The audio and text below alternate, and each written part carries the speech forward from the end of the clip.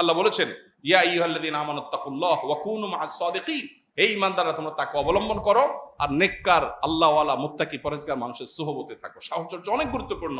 পরিবেশ, নেককারদের পরিবেশ কিন্তু মানুষকে নেককার করে, বদকারদের পরিবেশ মানুষকে বদকার করে। এই জন্য সাহচর্য এবং সোহবত মানুষকে যত দ্রুত পরিবর্তন করে, অন্য কোনো কিছু এত দ্রুত পরিবর্তন করে না।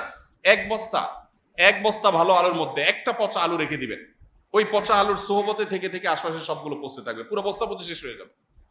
এই জন্য ভালো মানুষ, ভালো পরিবেশ, যে মানুষগুলোর অন্তরে দুনিয়ার মোহ নাই, আল্লাহওয়ালা, দুনিয়ার খাই নাই, তার সাথে চললে আপনার মধ্যে মানসিকতা আসবে।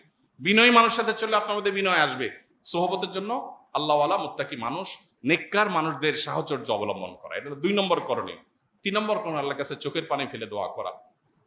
নবী সাল্লাল্লাহু আলাইহি ওয়াসাল্লাম আল্লাহর কাছে দোয়া করতেন। কি দোয়া করতেন?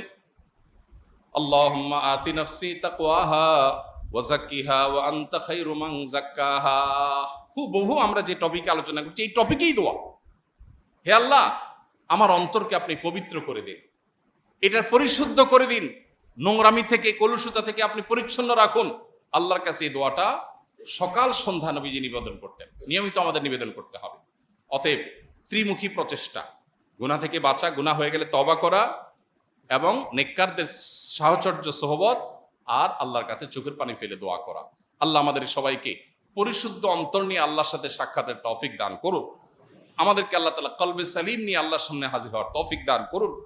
রোগাক্রান্ত অন্তরকে আল্লাহ তাআলা রোগমুক্ত করার, উদ্যোগ গ্রহণ করার তৌফিক দান করুন। শয়তান আমাদেরকে অনেক কিছুই থেকে ভুলিয়ে রেখেছে।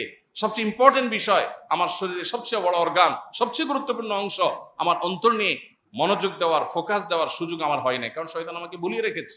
বিদায় আজ থেকে সেদিকে মনোযোগ দেই।